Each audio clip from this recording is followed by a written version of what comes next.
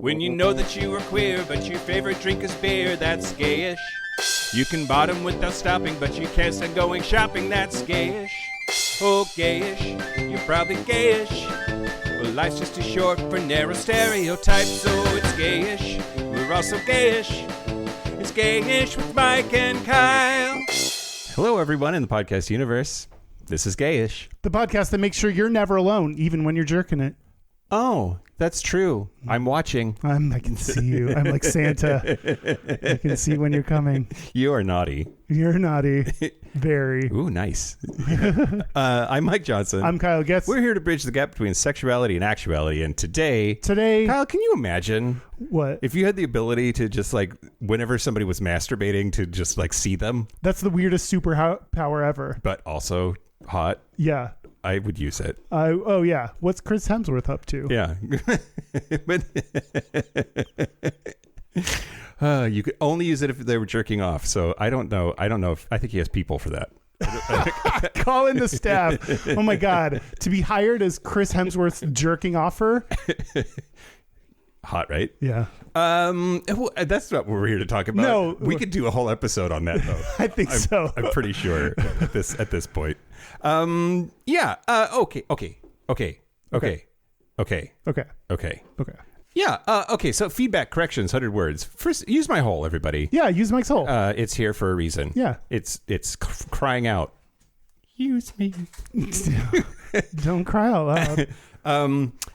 But yeah, feedback / corrections / not really. Somebody correctly asked the question after we talked about the Eurovision controversy on the news last week and said, wait, what?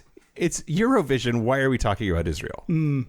And I just wanted to answer that in case anybody else had similar thoughts or feelings. So Eurovision is organized by the European Broadcasting Union.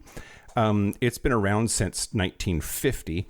And there are 112 member organizations in 54 countries. And the United States is part of the European Broadcasting Union. They're very loose on their geographic requirements for this. And anyway, Israel has been a member of the EBU since 2017 as the Israeli Public Broadcasting Corporation. And that's why there are other eligibility requirements, but being part of the EBU is like one of them. So we could compete in Eurovision? 100%. We could? Yeah. That's wild. Why don't we? I don't know.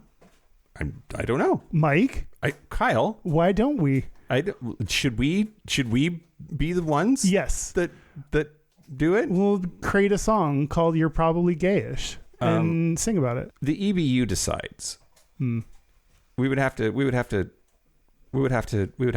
like, I don't know, rally? No, what's the word? Lobby them. We'd have to lobby them. But I think we have the power to do that, Kyle. Okay, yeah, let's do it. Okay, great. We're going to be in Eurovision next year, everybody. By we mean the United States, and by the United States, I mean Kyle and I. Yep. We're competing with our song, "You're Probably Gayish." Yeah. Okay, great. We're going to talk about popes.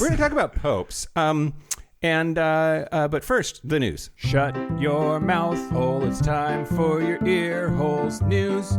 News the first. Yeah. Speaking of like international like competitions or something. So the first ever World Cup Pride March. The World Cup is soccer. Mm-hmm.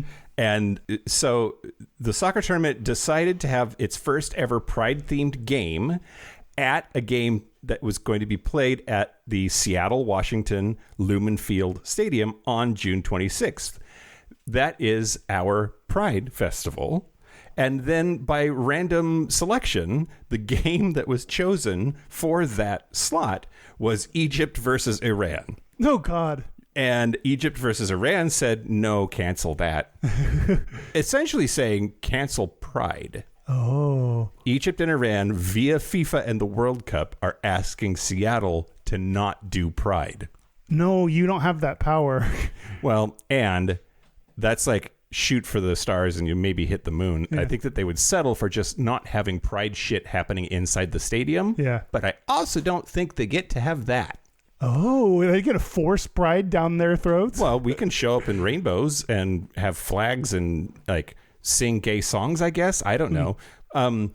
Yeah, it's really interesting to me. So same-sex sexual relations are illegal in both of those countries. The Egypt Football Association said Tuesday that it has sent an official letter urging FIFA not to go forward with the theme, writing that it, quote, completely rejects such activities, which are directly contrary to cultural, religious, and social values in the region, especially in Arab and Islamic societies. You talked about this recently, how like there is some level of cultural relativism and cultural customs that we need to be sensitive to, and this is not one. Yeah. We don't have to be sensitive to your dislike of gay people. I totally agree. If you are welcome to not participate in the World Cup. Correct. How about that? Yes, exactly. Right? Like if it's that big of an affront to your moral framework, then maybe you shouldn't be playing soccer. Yeah. Iran also said that they would appeal to FIFA. Mayor-elect Katie Wilson has said, this is an opportunity to, quote, show the world that in Seattle, everyone is welcome. Our city is ready, the fans are ready, and I can't wait. With matches on Juneteenth and Pride, we get to show the world that in Seattle, everyone is welcome. What an incredible honor. Yeah, so we'll see what happens. We'll see what happens inside the stadium. We'll see what happens according to FIFA or not. And, like, it's Pride. We're going to be out, bitches. Yeah, things are going to be gay whether you want them to be or not. Yeah, I hope we can figure out where the soccer players are staying because they're hot and then be extra gay in their vicinity. Yeah, I want to be extra gay on their dicks. Yeah, exactly. Which, who knows? It's probably like a Republican convention, and Grindr's going to be lit up with all of those gay-ass soccer players from suppressed countries. I feel like, and all the support staff, too. I feel like they're pretty gay, too. Yeah. Like the assistant trainers and the... I don't know, the line people, judges. That one lesbian with a clipboard who like makes the shit actually happen. Yeah, for sure. Okay, news the second. Yeah. Budapest's mayor, Gergely Karaksony. That's not how you say that. Are you going to try again or leave it as it is? Gergely? Grgely. I don't know. It's a Hungarian name, and it's impronounceable, Kyle. If you want to join Patreon, go to patreon.com/Gayish podcast. Gergely Karaksony. Sure. Anyway, he's revealed that he faces charges because he helped organize a banned Pride event in the city. So Hungary has a ban on Pride festivals and parades. And on June 28th last year, tens of thousands of people, including the mayor, Gergely Karaksony, took to the streets of Budapest to defy Viktor Orban, who's just... Donald Trump loves him. That should tell you a lot about who he is. Anyway, he revealed that the government is pressing charges against him. Quote, the police concluded their investigation against me in connection with the Budapest Pride March in June with a recommendation to press charges. They accused me of violating the new law on freedom of assembly, which is completely absurd.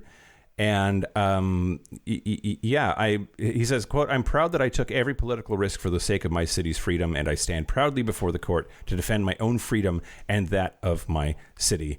That's beautiful. Yeah. Also, so there was, ever since the ban, and the ban was put into place in March, on the grounds that depiction of homosexuality was a threat to minors. It's always about the kids. Always about the kids. And there were a bunch of protests about that at the time, but also there have been fines proposed of up to 200,000 forints, which is $550. Okay.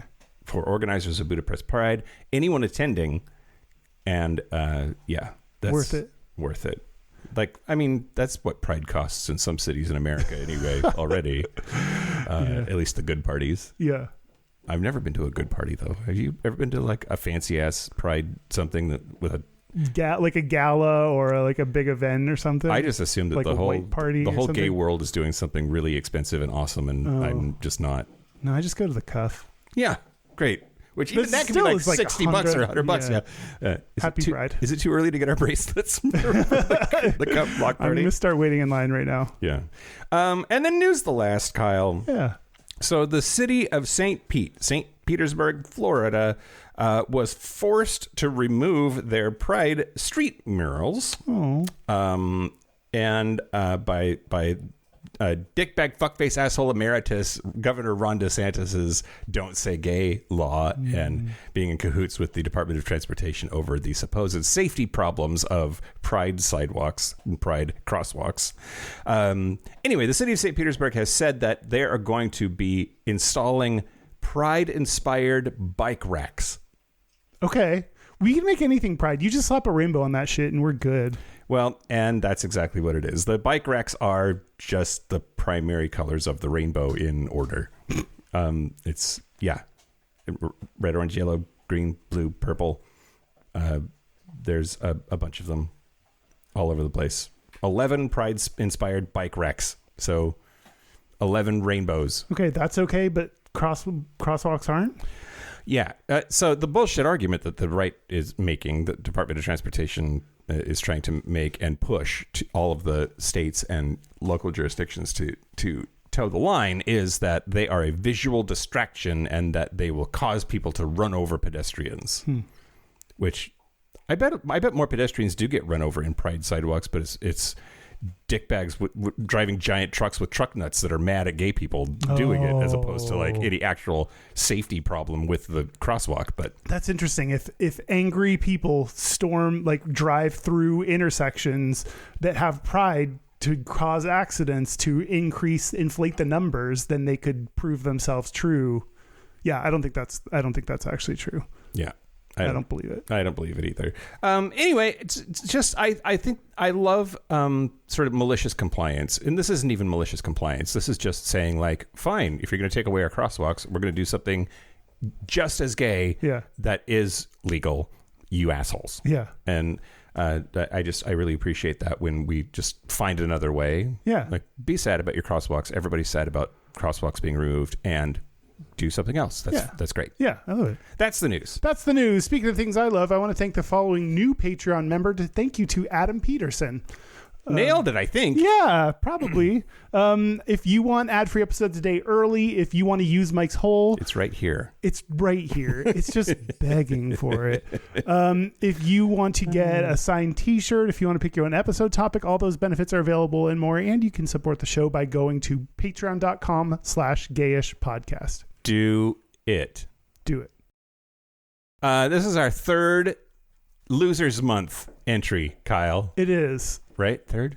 This is our fourth one, but the third one was actually the fifth one. So now time is hard. It's not that hard. We recorded the Patreon bonus episode early and it doesn't come out till later. So it's the fourth for us. But it's the third for dear listener. For the listeners. Yeah. Okay. Great. So as of now, I'm winning 2-1. Yeah, but we won't. If we don't reveal who won, then I guess we'll do that on the next episode. What? On the next episode, we'll reveal who won. Or tied. You can tie. No, we'll reveal who won. Okay. Because we already recorded the Patreon bonus episode, we can't reveal it on that. Right. So we have to reveal it next episode. Oh, well, okay. Okay. All right. Yeah. Anyway. So you're up 2-1. That's the point. I'm up 2-1. That's the point. Yeah. I wanted to talk about popes. People did not want that, so they voted it down. Mm-hmm. I added it back into the Losers Month poll. And it won. And it won. Why did you want to talk about popes? Because they are so gay, Kyle. They all wear dresses. They have so many sparkles. They have very sparkly. They have their own special car so they don't have to walk. If Moira Rose on Schitt's Creek is going to wear a pope hat, that tells you all you need to know about them. And I don't know, the Catholic Church is just so outspoken against gay people, despite the calls coming from inside the house. And we're going to talk a lot about that, I'm sure. Yeah, I think we are. But yeah, that's why. Okay. That's why. Okay. Are you okay talking about popes? Yeah, why wouldn't I be? I don't know. Oh. You didn't really have veto power this time. I didn't. When I started researching, I was like, I don't want to do this. Yeah. And but I think I came away with some interesting insights that I will share with you. Great. Excellent. Yeah. Excellent. Well, I'm going to talk to you about the history of popes, Kyle. Okay. The papacy is legit 2,000 years old almost. And so that makes it one of the longest running things that humans have done like verifiably continuously.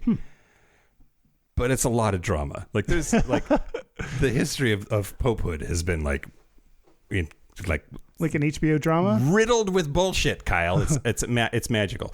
Okay, so they claim that Jesus established St. Peter as the first pope of the Catholic Church in the Bible. Matthew 16:18. You are Peter, and on this rock I will build my church. And according to tradition, that Peter was martyred in Rome. That means killed.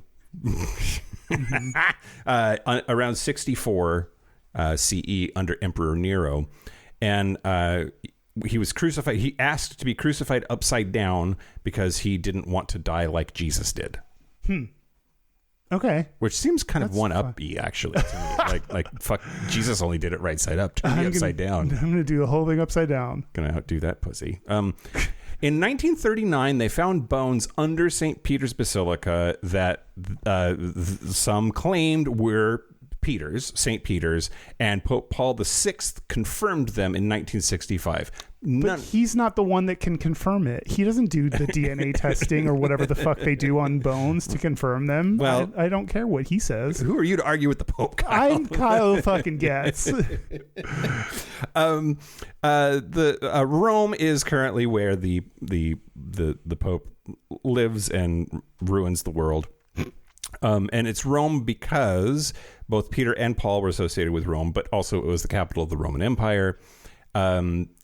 Christianity was legalized under Emperor Constantine in 313, and the Bishop of Rome became more powerful with each successive pope.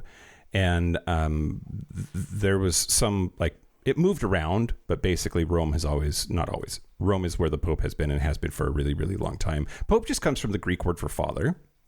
It was used to be used for all bishops, so it's daddy. In 1073, Pope Gregory VII said Pope could just be the Pope.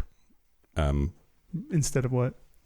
Like, you can't call every bishop isn't Pope. It's just the Pope is the Pope. Gotcha. Everybody else is a bishop. Gotcha. Don't overuse the daddy thing. Mm-hmm, mm-hmm. Yeah, I would recommend that to gays too. Yeah. Don't overuse daddy. Don't overuse daddy. Sometimes his wallet hurts. Okay. So for about 1,000 years, give or take, the Pope wasn't just like the dude that ran the Catholic Church, but was also the literal monarch that ruled a lot of central Italy. So Lazio, Umbria, Marche, anyway, and parts of Emilia-Romagna. Frankish King Pepin the Short gave a bunch of territory to the Pope. What a horrible name. In exchange for church support against his enemies. And that's how the Pope ended up having all of this land and control. Now, there was this document called the Donation of Constantine that said that the Pope had authority over the entire Western Roman Empire. That was used for centuries as the document that gave the Pope political power over Western Europe. Where do you put shit like that? You can't just file that away in a filing cabinet. You gotta, like, do you frame it so people could see? Do you, like... Just like Trust Me Broad exists. Yeah, I got that document. Yeah, it's somewhere around here. You check your desk. Like, well, and then, okay, to your point, though, then in 1440, that document was found to be a complete fabrication. It was made up. But I don't know, like in 1440... You can't Google that shit. How did you figure it out? Yeah, how do you prove it's made fake? Up? You hold it up to the light? How do you prove it's real? How do you prove it's fake? I don't know how anything happened before, like, color TV. I don't know either. That's the second time I've referenced color TV today. That's really weird. Anyway, let's see. So then Italian unification took away most of the Pope's territory in the 1860s, and in 1870, Italian troops basically attacked the Rome the walls. And from 1870 to 1929, the Pope called himself a prisoner in the Vatican. Wow! But refused to recognize Italian sovereignty. But really, the Vatican City has only been a place since 1929. The Lateran Treaty was signed with Benito Mussolini in 1929, and that's really the only thing that the Pope like runs politically. He's an absolute authoritarian monarch within the walls of that teeny tiny half of a square kilometer. It's only 109 acres. Big old quotes around the word country. About 800 people live in Vatican City, 800 to 1,000. Okay. I'm going to talk about gay popes a little bit later. Okay. But I do want to talk about 3 weird pope history things. Okay. And then we'll move on. Number 1, in January of 897. 897. Wow. Pope Stephen the Sixth had the Pope before him dug up 9 months after he died, dressed him up in Pope robes. Oh, God. And put him on trial. Propped him up on a throne, propped his dead old body up on a throne, and put him on trial. What the fuck? Apparently, Pope Stephen screamed accusations at the rotting corpse. There was a terrified teenager who was a deacon who was appointed to speak for the dead Pope, so I had to like respond when asked questions. The charges were perjury and illegally becoming Pope. The corpse was found guilty. It didn't defend itself very well. The 3 fingers used for blessings were cut off. The body was stripped naked, buried in a common grave, then dug up again and thrown into the Tiber River. Wow. What a fucked up thing to do. Everyone was so horrified that Pope was imprisoned and strangled to death. Strangled to death. You don't go quick when you get strangled. That's a long time that you have to hold someone's neck to strangle them to death. Yeah, until they pass out, they're thinking about their choices that led them to that moment, probably. Yeah. Anyway, yeah, Pope John the IX later had to add a rule that you can't put dead people on trial anymore. Sure. Let's make that very clear. That should be obvious, but just in case. Sometimes they put animals on trial in history too, which is hilarious. Anyway, weird history moment number 2. There was a period of time that there were 3 popes at the same time. Really? Yeah. So the papacy had been, in 1378, the papacy had been in Avignon, France for about 70 years, and it went back to Rome.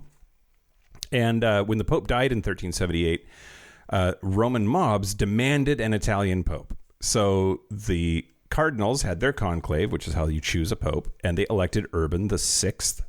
But he turned out to be such a dickbag that they immediately regret it. So the French cardinals left and elected a second Pope. And then Europe basically split along political lines, but each side had to choose, like, are you pro-French Pope or are you pro-Italian Pope? Which Pope do you want?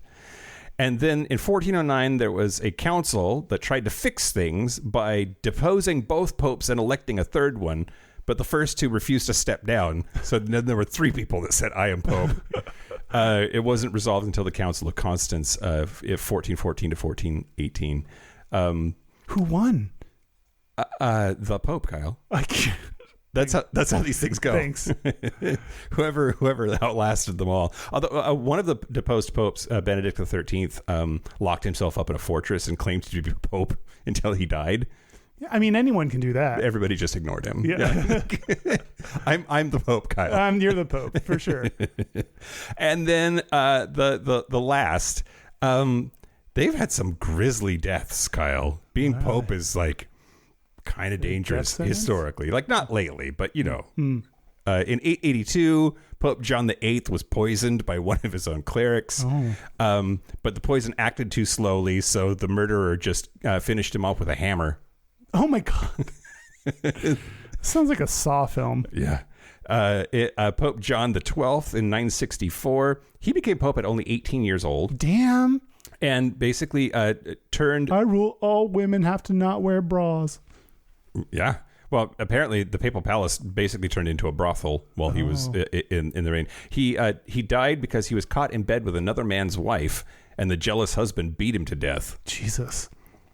And Pope John X in 928 was killed by a noblewoman named Marozia, who had been the lover of Pope Sergius III and mother of an illegitimate future pope. She had John X's brother murdered right in front of him, then had the Pope smothered with a pillow. Oh my God. Smothered with a pillow? That's not even the most efficient way to smother someone. I know, right? You can kind of breathe a little bit. Yeah, you sound like, from experience, you know. Who could say, really? Yeah. Anyway, just like I was going to talk a little bit about conclave, Kyle. Like the Pope is chosen from all of the bishops. Mm-hmm. So whenever the Pope dies, they get together for conclave. That comes from Latin cum clave, meaning with a key. And it happens, the tradition dates to 1268 because they couldn't agree on a pope for almost 3 years. So the citizens of Rome locked them in and gave them bread and water until they made their minds up. They're like, we need a leader. Stop dicking around. Yeah. So they got locked in there, not of their own will. Oh. But anyway, so this is the whole thing about like they vote and they talk and they vote and they pray and then they vote and they talk and they vote and then they pray and then they go to sleep or whatever. But there's smoke signals. So every time that the votes are cast, they count the ballots and then they burn them. And so if the chimney runs with black smoke, it means there's no pope yet. And then when they choose a pope, they put chemicals in it so that it burns white. And white smoke out of the chimney means that a pope has been elected and everybody freaks out. Yeah, that's it. That's a lot of history, Kyle. But you're going to talk about how gay... I'm going to talk about the atmosphere of faggotry. Great. That exists at the Vatican. Is that your phrase? Did you? No. Okay, great. Nope. Let's see. Here's a quote that I'm going to start with. I'm about to say a thing. Great. A paradoxical situation remains. On the one hand, homosexual relations are considered sinful, but on the other, a significant percentage, probably the majority of cardinals are homosexual. Mm-hmm. That is a quote from Rick Torfs. That's a man that needs a new name, number one. And number two is a professor of canon law at the Catholic University on Leuven. He was on a popular Belgian news analyst program shortly after Pope Francis's death, talking about this. When asked about the statement, he said, "People I know in the Vatican think it's a large majority." So interesting. Isn't that wild? So that started me on this, like, is this true? Like, this must be someone's weird claim. Nah, I mean, I found an article on theconversation.com, which I don't even know what that site is, but that suggested that 30 to 40% of priests are gay. And if so, then like gays are better at everything, so they are the ones who become the cardinals then. Yeah. Right? Yeah. So, yeah, there's a lot of gays in the Catholic Church in spite of their rules. Yeah. So then, of course, they think we're all pedophiles because... Well, we'll get to that. Okay. In 2024, Pope Francis, during a private meeting, was reported to have said, a Monsignor who works at the Vatican once said to me, this is still his quote, "A Monsignor who works at the Vatican once said to me, 'Your Holiness, I want to say something. I'm worried about the gay culture inside here.' I said, 'Yes, there is an atmosphere of faggotry. It is true. You find it in the Vatican.'" So even Pope Francis knew that that the Vatican is pretty gay. I mean, atmosphere of faggotry. We need T-shirts. Oh, for sure. I love an atmosphere of faggotry. Wherever I go, one follows. In 2013, the largest Italian daily newspaper, La Repubblica, reported that a gay lobby, that's in quotes, might be operating inside the Vatican. Maybe even a gay agenda? Maybe even a gay agenda, you might say. According to the newspaper, there was this was one of the many secrets revealed in the 2-volume, 300-page report presented to Pope Benedict XVI by 3 cardinals he had appointed to investigate the affair known as VatiLeaks. Wow. VatiLeaks. Vatican. VatiLeaks. VatiLeaks, I guess. They needed to workshop that a little bit, I think. Yeah, that's not a great name. WikiLeaks happened and everyone was like, it's called something leaks. I love a good portmanteau. Yeah. I hate a bad one. Yeah. But I think VatiLeaks might not be great. VatiLeaks happened when the papal butler stole some of Pope Benedict's private papers and leaked them to the press. Mm-hmm. And apparently this newspaper said that those documents reveal that a gay lobby is operating in the Vatican. Pope Francis was aware of this. He was in what was supposed to be a private meeting, Pope Francis said, quote, "The gay lobby is mentioned, and it is true. It is there. We need to see what we can do." He was referring to a different leak of confidential information, but he also... So the popes are aware of the gayness of the Vatican. Yeah. In 2019, a book, In the Closet of the Vatican, claims that 80% of... See, that's good. I like that. Yeah? In the Closet of the Vatican. Yeah. Yeah. Yeah, that's great. That's creative. That makes me chuckle. Good. I'm glad. That book claims that 80% of Vatican priests are gay. This was a 570-page book written by French journalist and author. So it's a walk-in closet.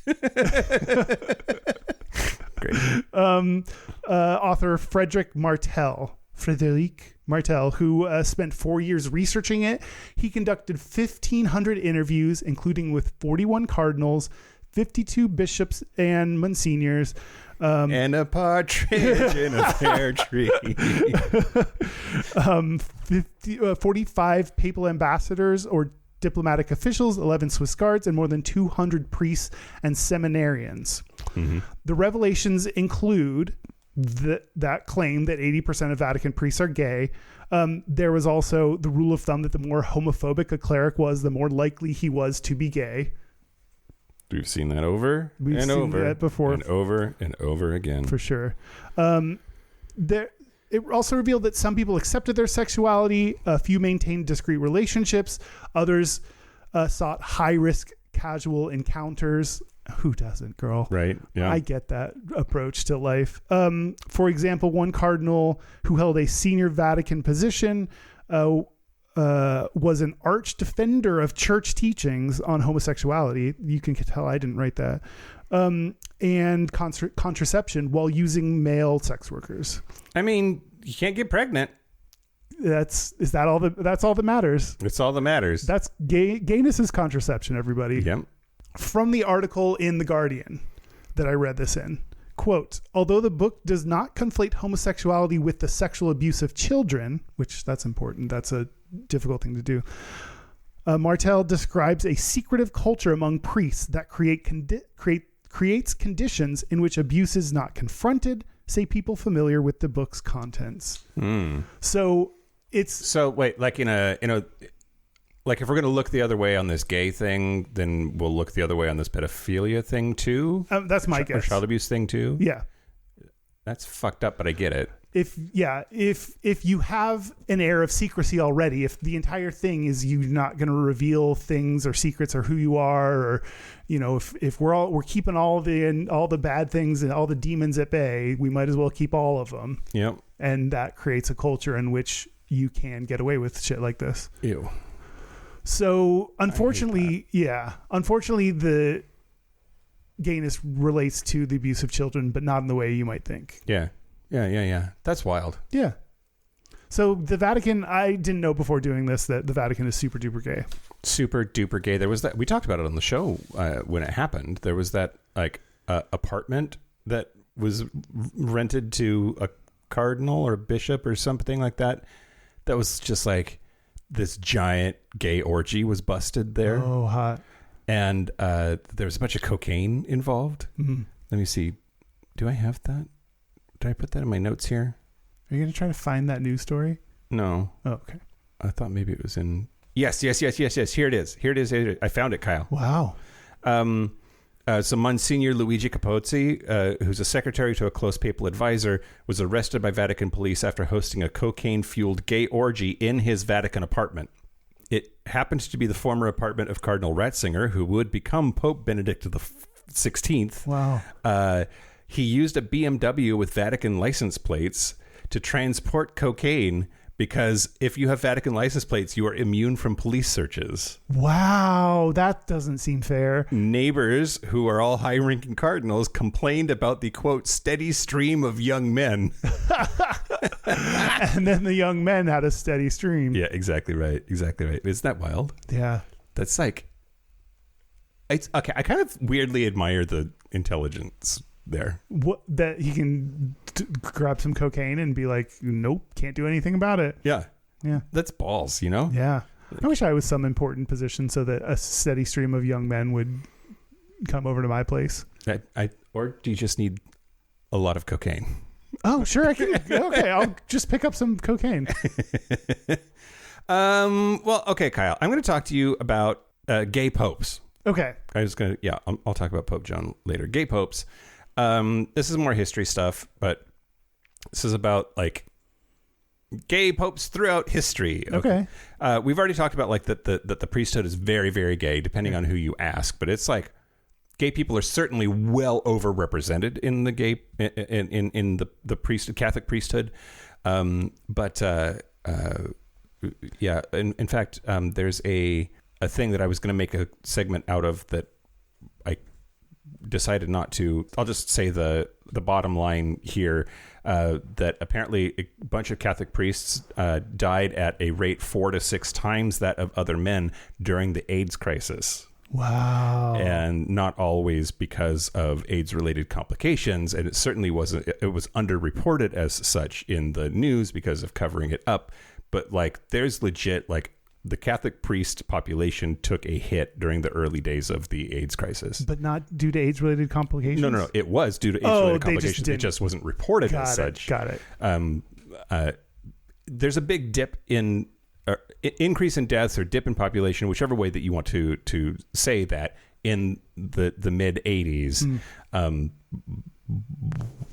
There's an explanation somewhere. Could be correlation, causation, but like it's because they're gay. It's because they're gay. A bunch of them died of HIV AIDS. Okay.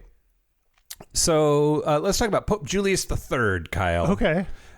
In 1548, while still a cardinal, Julius fell in love with Innocenzo Ciocchi del Monte. With a name like that, who could blame him? Innocenzo Ciocchi del Monte. My Italian's not great. Anyway, he was a 14 or 15-year-old beggar boy, which it's the 16th century. That's a little different, but still, like, you know. But he saw him fighting off an attack from his pet ape on the streets of Parma. That's just what this says. Wow, you just said the wildest thing I've ever heard. So he was so into this boy that he had his brother adopt him. What? Yeah. What? Yeah, he had his brother legally adopt Innocenzo because he couldn't have a wife. He couldn't adopt this kid as his own kid. So he told his brother, "Hey, adopt that boy."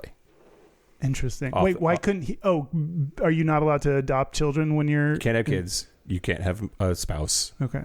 That's like, and so a lot of gay men for a long period of time were drawn to the Catholic priesthood because that was one way that, because it was okay to be gay, it just wasn't okay to act on it. Yeah. So I'll join the priesthood. Yeah. And then have cocaine fueled orgies. Yeah. Anyway. Nice. So the Venetian ambassador reported that Innocenzo, quote, shared the Pope's bedroom and bed when he was in when he reached the papacy. Poet Joachim du Bellay wrote satirically of, quote, a Ganymede wearing the red hat on his head. And Italian gossip said Julius showed the impatience of a lover awaiting a mistress when Innocenzo arrived in Rome. Julius allegedly told people that boy was super hung and amazing in bed. So he wasn't keeping it that secret. Wasn't keeping it that secret. And the scandal was so damaging to the papacy that the position of cardinal nephew was eventually abolished in 1692. And the Secretary of State position, which is the number 2 role at the Vatican, was created specifically to handle duties that Innocenzo fucked up. Oh, no. That he was too illiterate to perform. And anyway, yeah. That's like that Pope gay. Yeah. Yeah, for sure. Well, there's some that's like gay rumors and you're like, okay, let's speculate and maybe and probably. And there's some that are like, he told everyone that this boy was hung. Right. Yeah, exactly. Like, that's gay. Yeah, totally. Pope Sixtus the Fourth. So Italian historian Stefano Infessura wrote in his Diary of the City of Rome that Sixtus was a lover of boys and sodomites, that he awarded benefices and bishoprics in return for sexual favors. He made his nephew Pietro Riario, who was also his lover, according to some, a cardinal. Uh-oh. The Venetian ambassador also had things to say about him, said that he was labeled him as a sodomite.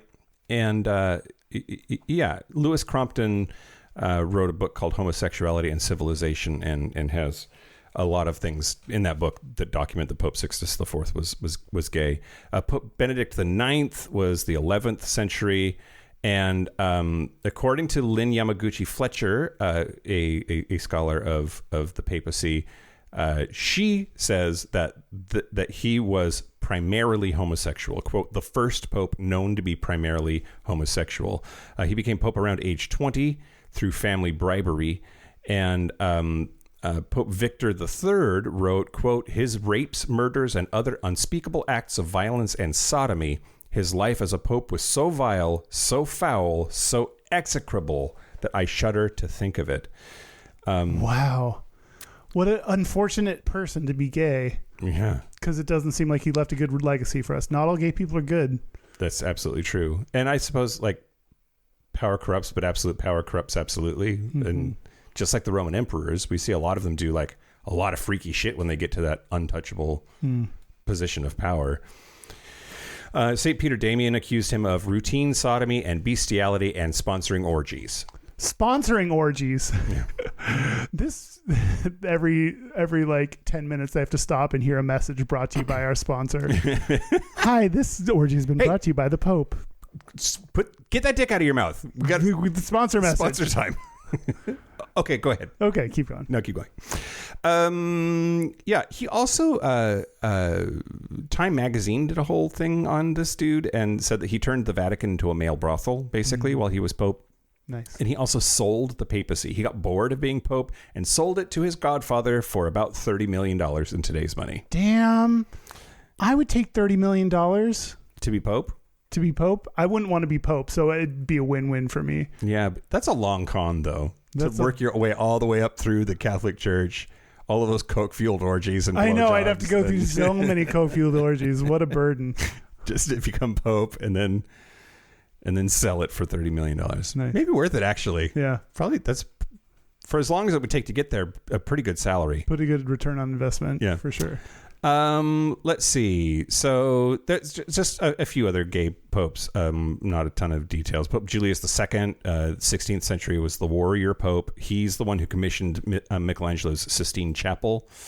The Council of Peace condemned him as a sodomite and said that he was covered with shameful ulcers, and tried to make the case that he had syphilis because he was banging dudes.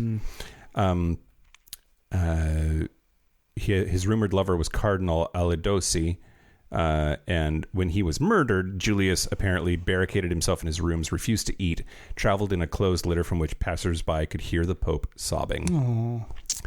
Pope Leo X was also 16th century. He was the first Medici Pope.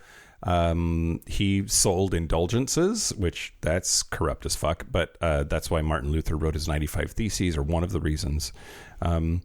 But historian Francesco Guicciardini wrote, quote, in the early days of his pontificate, he was believed to be very chaste, but it was later discovered that he indulged excessively and without shame in those pleasures which I honestly cannot name. No. What's the phrase? The love that dare not speak its name, or whatever. Yeah. That's gay. Gay. And then the last one, Pope Paul II. This was 15th century, 1464 to 1471. He wanted to take the papal name of Formosus, meaning beautiful. He wanted to be, I'm Pope Beautiful. Beautiful. Oh my God. What an egotistical asshole. He sounds like an insta-gay. Cardinals talked him out of it.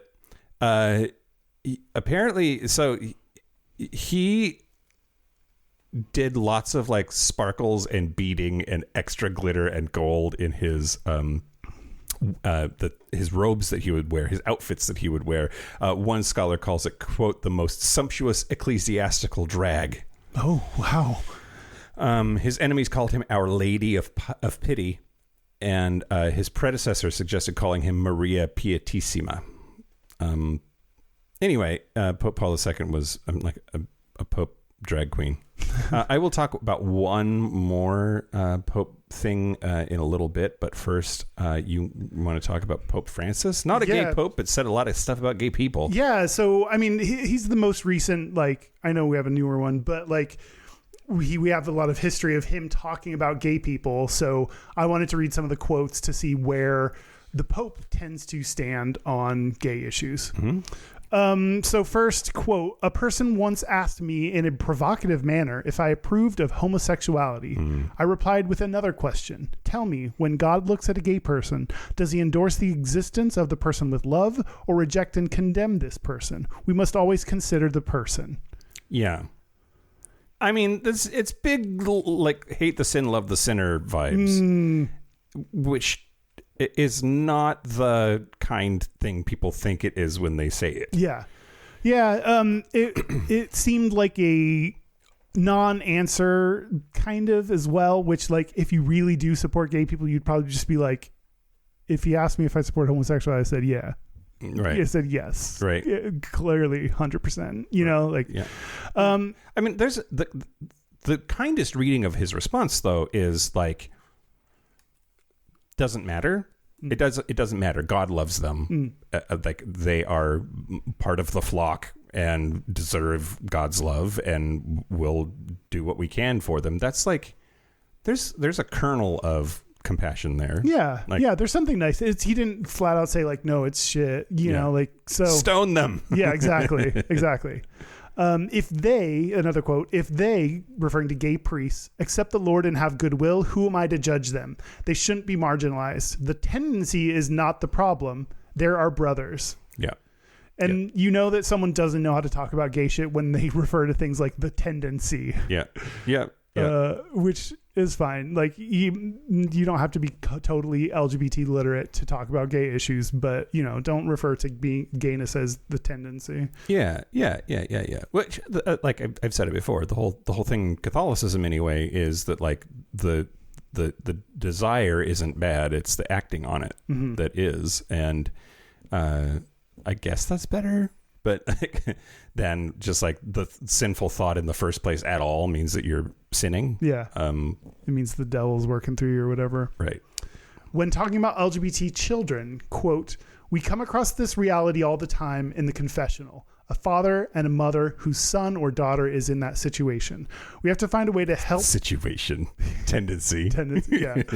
We have to find a way to help that father or that mother to stand by their son or daughter. So that's good, telling parents to stand by your children, even if they're gay. Yeah. Don't kick them out. Yep. Quote, the family is threatened by growing efforts on the part of some to redefine the very institution of marriage, by relativism, by the culture of the ephemeral, by the lack of openness to life. Anytime you come out against people redefining marriage, then you know they're conservative. Yeah. So it's interesting that he both said to love gay people and accept them if they're your children, and also, you know, disliked the growing efforts to redefine marriage. Yeah. Yeah. Redefine marriage. Like, who gives a fuck about definitions? Like, anyway, that's fine. Well, Dan Savage always says, like, straight people redefine marriage. They were the ones that made it about love, not about a property. Man taking, some dude's daughter. Let's see. In discussing a Slavic referendum, which was initiated by Alliance for Family, can you decide whether they're liberal or conservative? Always the family. Always the family. They're a conservative church-backed group that, and the referendum would ban same-sex marriage, prohibit same-sex couples from adopting, and allow parents to withdraw their children from sex education classes. About that, he said, quote, I wish to express my appreciation to the entire Slavic church, encouraging everyone to continue their efforts in defense of the family, the vital cell of society. What damage to your fucking family are we? Your family must be pretty fucking fragile, dickbag. Yeah, to like, how are gay people coming in between your family? Like, what are we doing? Are you having, maybe if your children are angry at you, you should talk to them and not blame it on gay people. Yeah. I think these people just have shitty families and they want to blame someone. And lastly, he said, today's children are taught in school that everyone can choose his or her sex. No, we're not. Why are they teaching this? We're not. Because the books are provided by the persons and institutions that give you money. These forms of ideological colonization are also supported by influential countries, and this is terrible. This is giving woke mind virus horse shit, Yeah, right? Oh my God. So I think Pope Francis had a complex, people have a complex relationship with him as the Pope. He said things that were supportive, also said things that were not supportive. He clearly cared about the defense of the family. And that leads to homophobic actions and laws and shit like that. So there's no, I think that he was revered as one of the more accepting of LGBT issues, but he's not there yet. Yeah. Well, also he dead. Well, he's dead. He wasn't there yet. And we'll see how Leo does. Yeah. We'll see how Leo does. Yeah. Was it Francis that said it was okay to do non-wedding ceremonies for gay people? Oh, I don't know. Like, we can't let them get married, but we can still bless their union or something. I forget if that was Francis or Leo recently. Doesn't matter. I don't know why we care. Okay, I'm going to talk to you about Pope Joan. Okay. Kyle.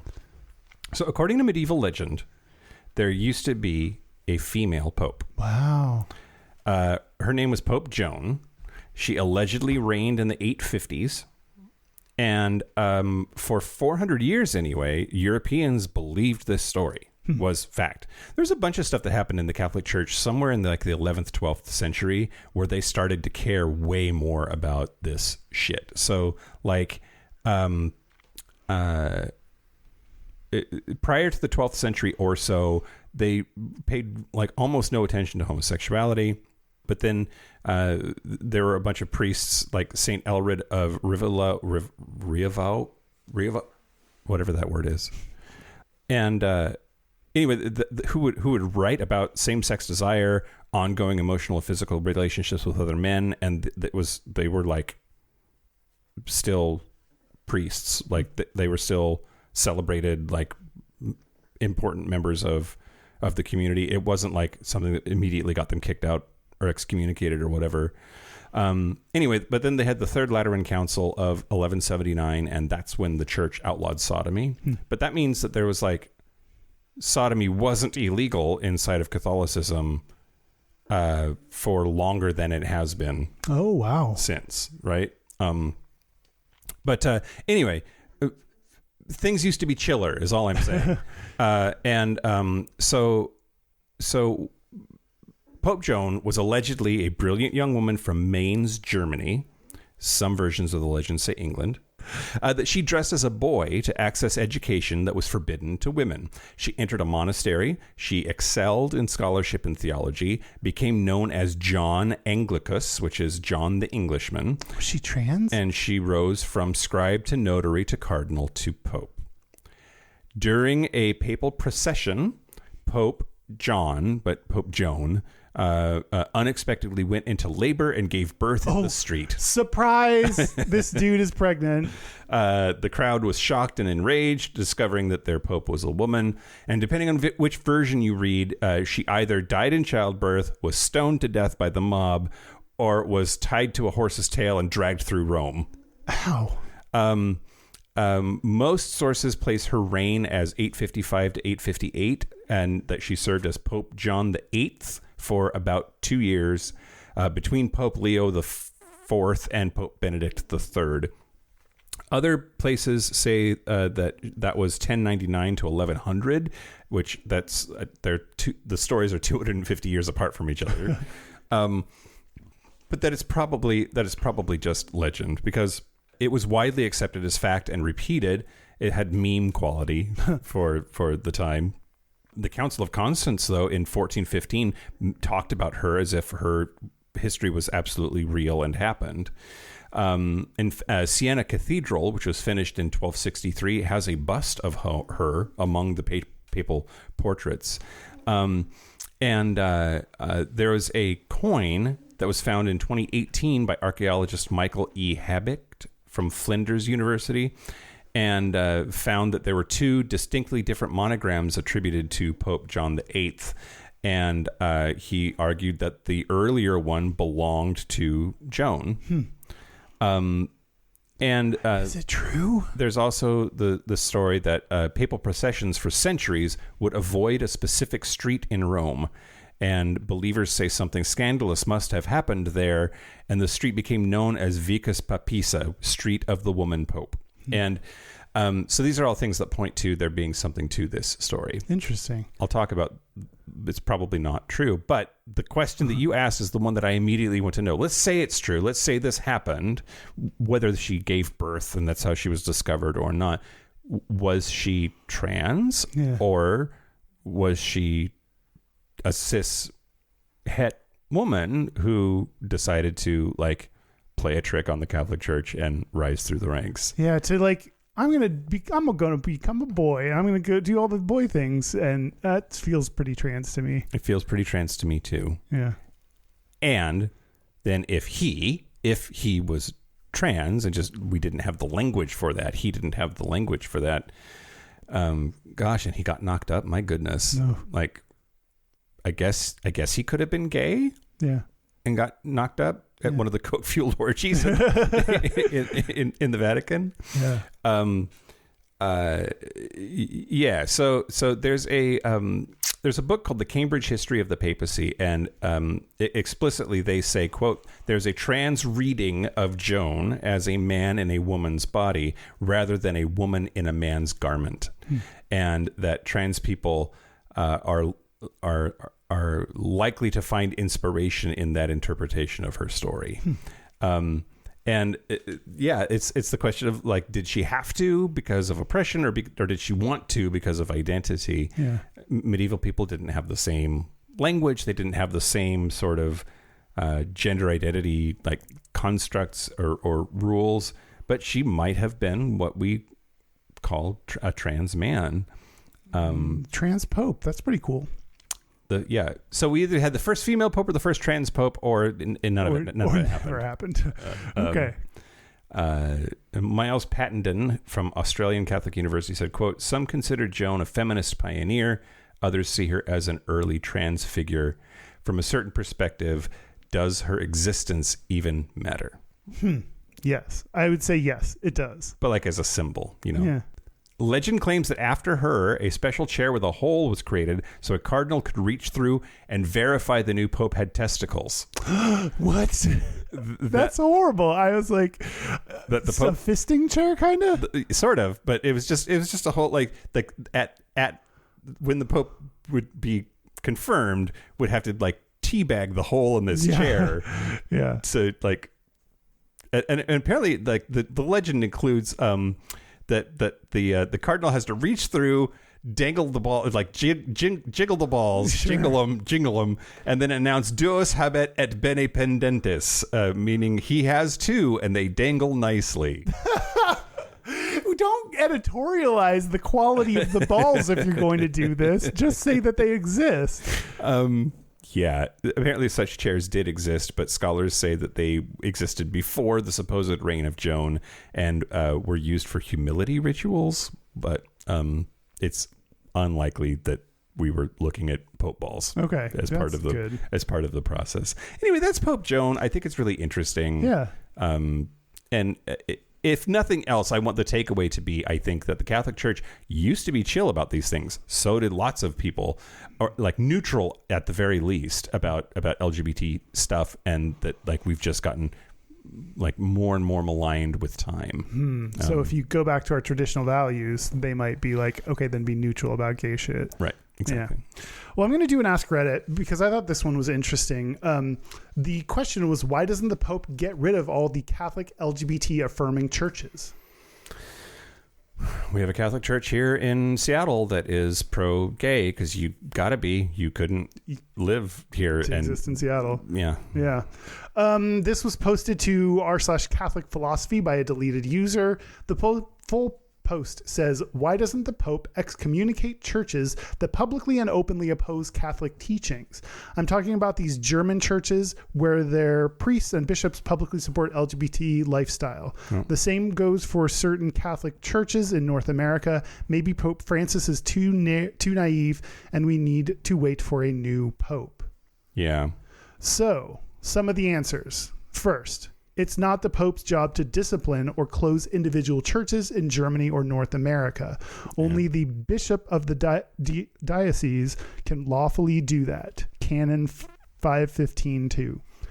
Although I suppose the Pope could close or discipline churches in the Diocese of Rome. Mm-hmm. So is it actually in their wheelhouse? Because I think the question. The Pope is the Bishop of Rome, I think. So could do that to his own churches, but not to the churches of the rest of the church or whatever. So that's kind of a technical argument of like, does the responsibility fall in the hands of the Pope to do this? Ain't his job. That's the ain't his job defense. Yeah, okay. Yeah. There is a difference between tendencies and action that no one makes. That word again. I mean, I think someone's saying it because Pope Francis said it, and that's the power that his words have. Pretty much everyone outraged at this is outraged at the act of homosexuality, not the tendency. Furthermore, it's not even just the act, because we know people may struggle. We all do. We have a problem with priests and bishops not calling sin for what it is. That's it. If the priests called it sinful but understood people's struggles, then it wouldn't be a problem. Yeah. Yeah. It's I guess, sure. Like in a world where you just believe that God hates fags, that's it. End of argument, then this is like the kindest version of that. You could have both of those things be true. Yeah. Yeah. This person seems like they're trying to be progressive and supportive, but in a way that's still, they don't realize it's still fucked up. Yeah. Yeah, exactly. Someone else said, perhaps because he believes in love and mercy for sinners instead of bigotry and hatred. You too are a sinner. Who are you to say whose sin is worse? I'm not LGBT, etc. There's no space between that, so it looked like they were just messed up some letters at the end. LGBT, etc. But I will not judge those who are, for the simple reason that I do not wish to be judged by such a measure. Again, that's you're a sinner, but so are we all, and which sin is worse? And again, not as supportive. I'm not gay. But leave them alone. But yeah. I wonder if this person is actually gay. Maybe. Because who says I'm not gay the most? It's people that are gay. Absolutely. Someone else said, if the church is afraid to speak out against sin, then that's all it takes for the sin to spread, for good folk to remain silent on it. Sure. Sure. The answer is just that the church can wait out these heretics. Why cause a formal schism, which will go on forever, when you can just wait out these people and heal? Fairly simple. Ooh, that's it's like we're a yeast infection. Don't cut that part of the body off. Just like take some Gardasil. No, that's HPV. I don't know which Vagisil. Okay, sure. I've never gotten a yeast infection. And Vagisil's, I think it's a suppository for yeast infections.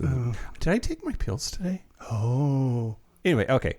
The last one, because if he does, suddenly the majority of Germany is in schism, and you create a new church operating in parallel with Rome, like the Palmarian church, but to much larger scale, and thus a much larger problem. Once that happens, it's basically impossible to fix the problem because now they're explicitly outside of your authority. But if you keep them in, you can slowly work to correct the error. I think people might not be considering how many German faithful would lose licit access to the sacraments. Yeah. Which this, I think, is the right answer of why they don't do anything about it.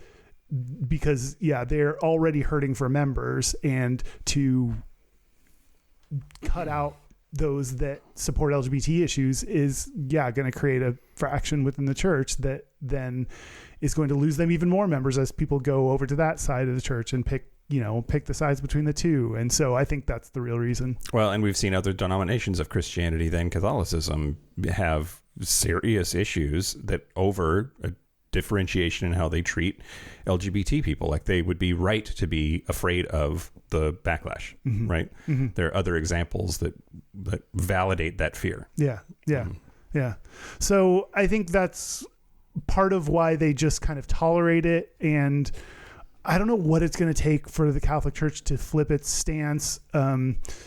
It's interesting how gay, like they have, clearly concern for the gay priests and gay churches. The Vatican, we learned, was super duper gay. Like, there have been gay popes. Like, there's so much gayness going around and they just won't admit it.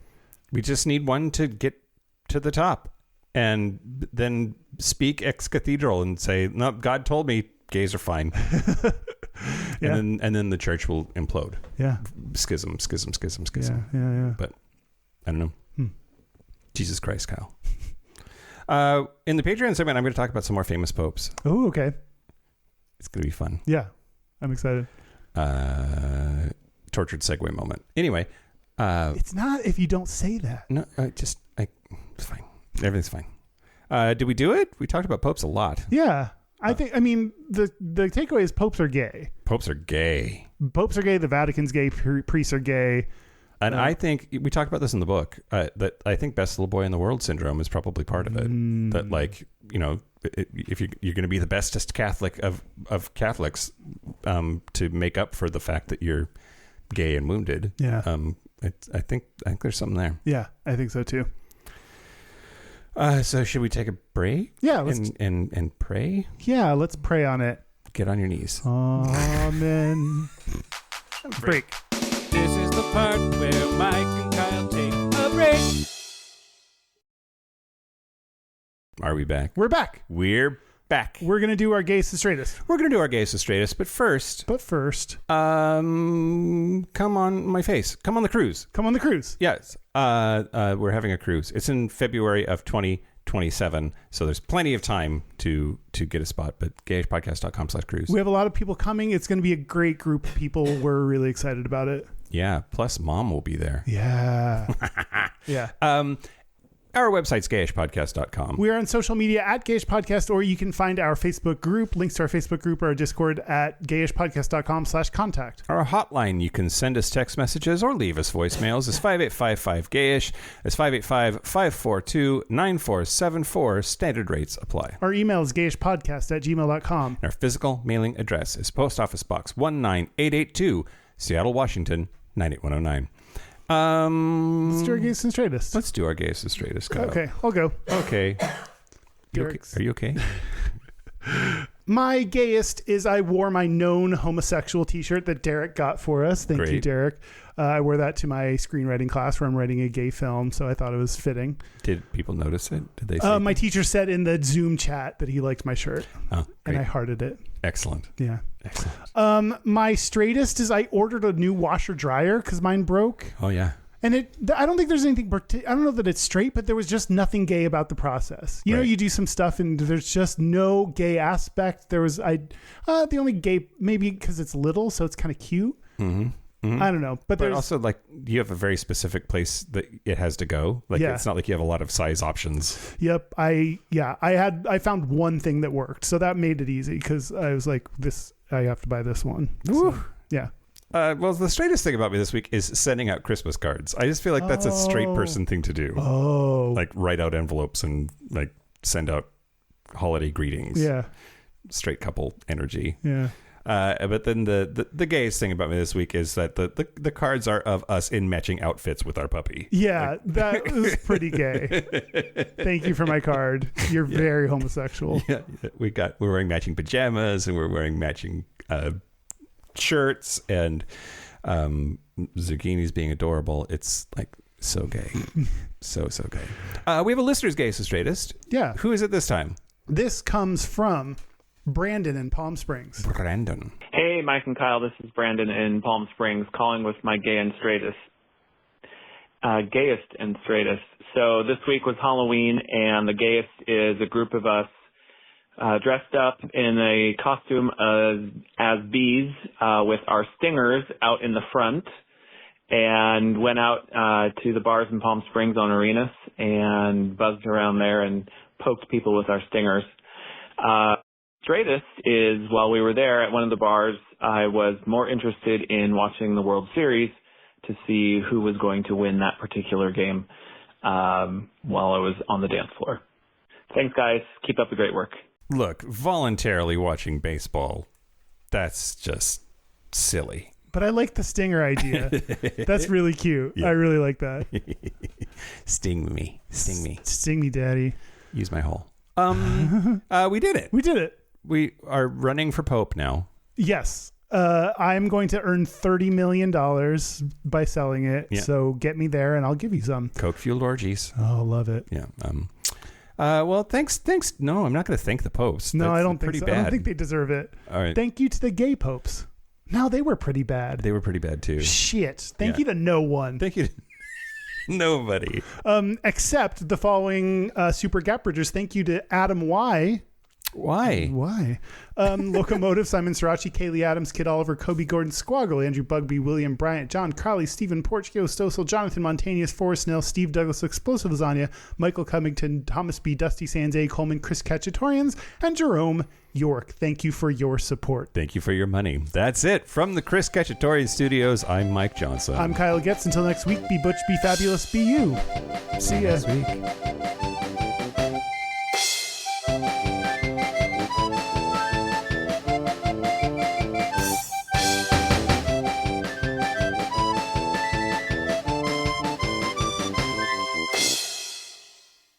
That dog's butthole is going to kill all of us, Kyle. Why? Did it fart? Oh, my God. I don't smell it yet. Oh, zucchini. Oh, God. Okay. You got this. Mm-mm.